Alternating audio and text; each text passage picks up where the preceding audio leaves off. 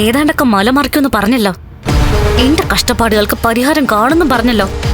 എന്നിട്ട് എന്തായി? കാണാൻ ശ്രമിച്ചതാ മോളെ. അതിനിടയ്ക്കല്ലേ ഒരുത്തൻ ചാടി വീണത്.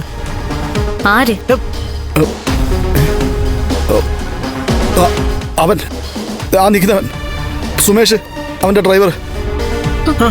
അതേ മോളെ, ലക്ഷ്മിയെ കുത്തിക്കൊല്ലാൻ ഇവൻ കഠാര ഉയർത്തിയതാ.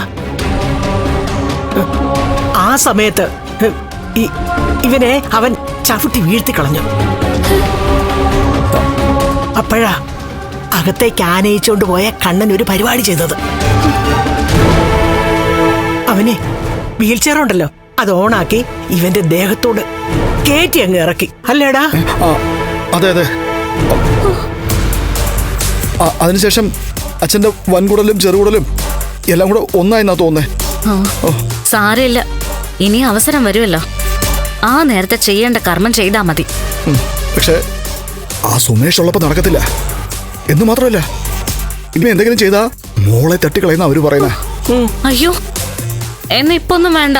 മരിക്കാൻ എനിക്ക് പേടിയാ.